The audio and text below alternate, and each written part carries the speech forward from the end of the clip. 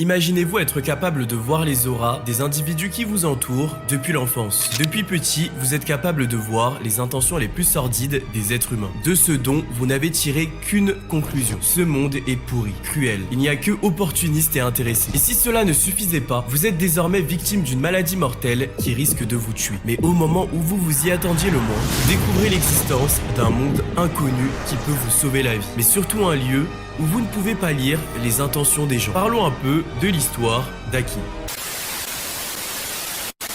Salut la team, j'espère que vous allez bien. On se retrouve aujourd'hui pour une nouvelle vidéo. Vidéo un peu hors série, on va parler du manga fraîchement sorti d'Inoxtag, Instinct. J'ai lu le tome 1 et je vous ai proposé d'en faire une review. Vous m'avez répondu oui à plus de 75%, donc let's go. J'aime beaucoup le contenu d'Inoxtag, je le suis depuis assez longtemps. Du coup, je me suis dit que ce serait intéressant de donner mon avis sur le premier tome de son manga. Je précise que je ne donne que mon humble avis. Je vous laisse me dire ce que vous en avez pensé en commentaire et toujours dans la bienveillance les gars. On va parler de l'univers, des personnages, des pouvoirs et surtout du sens du manga. Est-ce que Instinct a une histoire qui tient la route? Est-ce que les personnages sont prometteurs? Quels sont les futurs défis de l'œuvre? Eh bien, c'est à ces questions que nous allons répondre dans cette vidéo. Comme d'habitude la team, je vous invite à liker, à vous abonner et activer la cloche de notification pour ne louper aucune vidéo du très lourd arrive. On rush les 100K pour la fin d'année, donc n'hésitez pas à vous abonner. Donc sans plus attendre, rentrons dans le vif du sujet.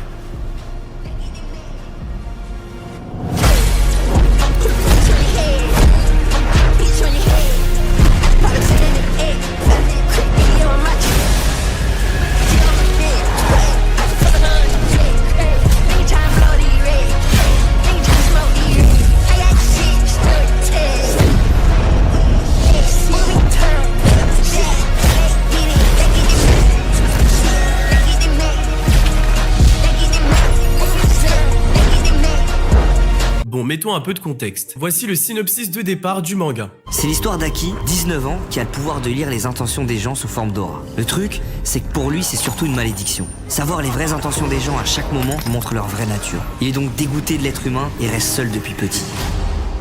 Suite à un accident, on lui dit qu'il est atteint d'une maladie incurable qui s'appelle le Noctus, qui le condamne à mourir dans quelques mois. Sauf qu'il fait une rencontre. Pour la première fois de sa vie, il fait la rencontre d'une personne dont il ne voit pas ses intentions. Et elle suggère avoir le remède de sa maladie.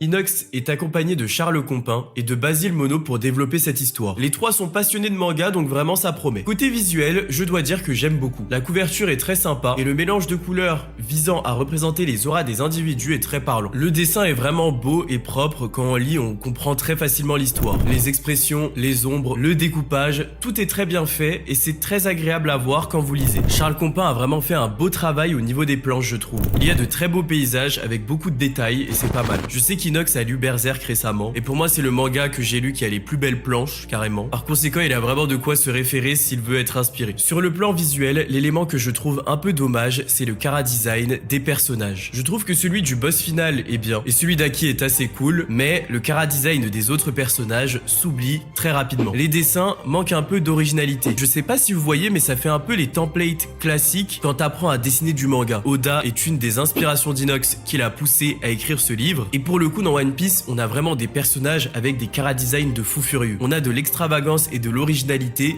et ça aurait été cool de retrouver le même esprit. Sachant qu'en plus, on est introduit à un nouveau monde dans Instinct, c'était justement l'occasion d'introduire des personnages avec des physiques particuliers. Si on prend par exemple le chara-design de Luna, qui est un personnage secondaire très important, eh bien, je le trouve assez classique et sans grosse prise de risque. Elle ne sort pas vraiment du lot avec son chara-design. Ce qui est intéressant, c'est qu'il y a des marques qui tachent la peau des personnages atteints par le Noctus. Inox cite Kishimoto dans ses inspirations et je pense qu'il y a des choses assez originales à faire avec les marques du Noctus qui se propagent. C'est un élément qui pourrait vraiment rendre le chara-design des personnages intéressant. Parlons d'ailleurs plus en détail des personnages d'Instinct. Commençons par le héros. Pour moi, clairement, Aki c'est la réussite du tome 1. Déjà, ce qui est intéressant, malgré les inspirations d'Inox, Aki ne réfléchit pas vraiment comme un héros classique de shonen neketsu. Il est assez pessimiste concernant son existence. Depuis son enfance, il est capable de voir les intentions des individus. Et à notre grande surprise, il constate que la plupart des êtres vivants sont intéressés et mauvais. Pour lui, le monde dans lequel il a grandi ne mérite que les pires atrocités. Il met plus l'accent sur le négatif plutôt que le positif. C'est assez original et personnellement j'aime bien parce que ça fait de lui un anti-héros. Mais il ne semble pas monolithique car Aki a quand même un peu d'espoir. Il aime énormément son père et il est prêt à sacrifier sa vie pour le sauver. C'est c'est un être humain qu'il apprécie alors qu'il peut voir ses intentions. Il va aussi suivre le kamikaze qui dégageait une aura négative et il va tenter de prévenir les gens autour qu'il est dangereux. On comprend bien que malgré son aspect pessimiste, Aki est toujours en recherche de ce qu'il pense de ce monde. Après avoir rencontré Luna, Aki va apprendre qu'une société secrète peut lui permettre de guérir du Noctus. Seulement, seuls certains élus peuvent intégrer cette société. Par conséquent, il va être soumis à une épreuve. Récupérer un cube. À ce moment-là, il va hésiter à voler le cube d'une jeune participante. C'est intéressant de voir un héros dès le tome 1 qui hésite à faire une action aussi peu morale. Au début du tome, nous avons une ellipse narrative qui est destinée à nous tenir en haleine. C'est-à-dire qu'on va avoir une mini-vision du futur. On peut voir Aki face à une ville complètement en feu. Il déclare être devenu un monstre. Pouvant déceler les intentions des gens depuis toujours, il estimait que ce monde était peuplé de monstres. Mais il semble être devenu ce qu'il a toujours détesté. C'est très intéressant de voir cela, car on constate qu'au cours de l'histoire, le personnage principal va vivre des événements qui vont le faire devenir un monstre. La psychologie d'Aki est un élément très développé dans le tome, et j'aime beaucoup ce genre d'héros à la Eren Yeager, ça promet. Aki est un héros mystérieux dont nous ne connaissons pas les origines. Il a été adopté par son père, par conséquent, on ne sait pas d'où il vient réellement. Tout est en place pour la construction parfaite d'un protagoniste très intéressant qui va évoluer tout au long de l'histoire et ne pas la vivre de manière imperméable. Je sais qu'Inox aime énormément l'attaque des titans. J'avais vu un clip où il disait exactement ce que je pense au sujet de ce manga. Mais en fait,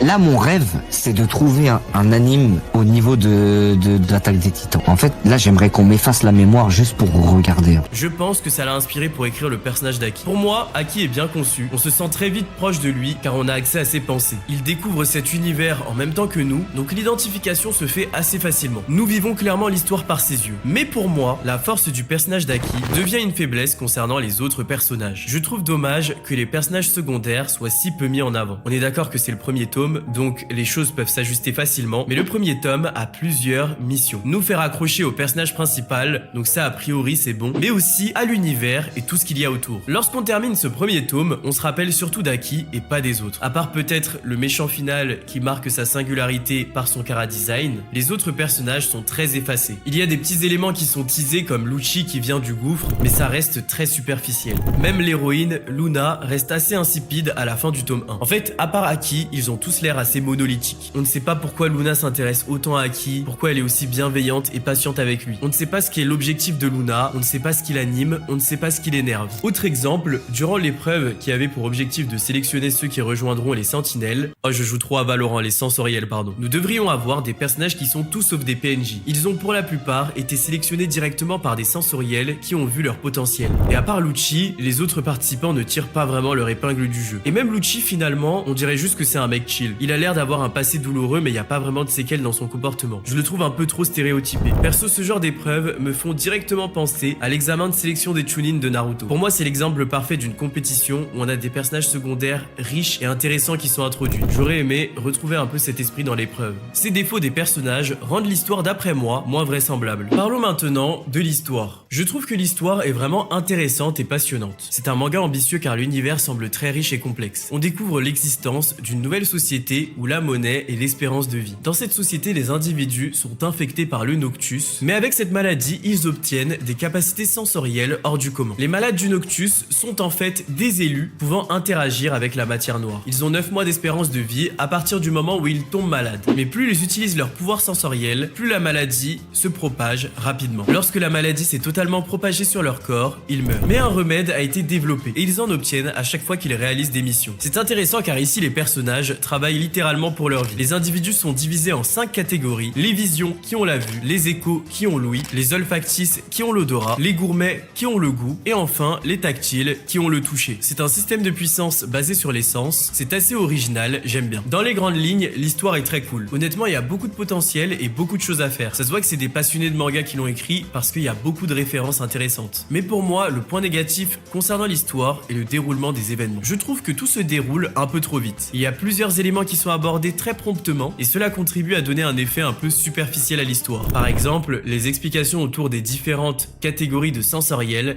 restent très légères. L'épreuve, pour être admis, se déroule extrêmement vite. Elle n'est pas très exigeante, je trouve. Le moment qui m'a le plus surpris est lorsqu'Aki s'échappe d'Agartha pour retourner à la surface. Aki a à peine le temps d'apprécier sa nouvelle vie qu'il découvre qu'il ne pourra plus voir ses proches de la surface. Dès lors, c'est la désillusion et il s'échappe extrêmement rapidement d'Agartha et même un peu trop facilement facilement, je trouve. Je comprends que c'est le premier tome et il faut que des choses se passent pour inciter à lire la suite, mais le fait de ne pas trop rentrer dans les détails techniques, je trouve que finalement ça donne peu de consistance à l'univers. Aki vient d'être introduit à cette nouvelle société et on dirait qu'il échappe à Luna extrêmement facilement. Lorsqu'on introduit des thématiques aussi ambitieuses, je pense qu'il faut plus de rigueur dans le déroulé de l'action pour que le tout reste vraisemblable. Mais pour l'instant ça reste un peu trop en surface et ça donne peu d'impact aux événements du coup. À part le big boss final, les sensoriels passent un peu pour des rigolos. Lucci a réussi à en vaincre un extrêmement facilement, du coup ça devient difficile d'établir une échelle de puissance. Et pour moi tous ces détails permettent de vraiment créer un univers crédible. Que ce soit la course-poursuite avec la police, l'épreuve ou encore la fuite d'Aki, pour moi c'est trop rapide. À aucun moment je n'ai ressenti une grosse tension alors que c'est des événements assez majeurs je trouve. C'est clairement un des défis de l'œuvre car l'univers est très ambitieux. Autre élément que j'ai trouvé étrange, Aki se plaint constamment que les gens autour de lui ont de mauvaises intentions. Il est capable de voir les intentions des êtres humains depuis l'enfance,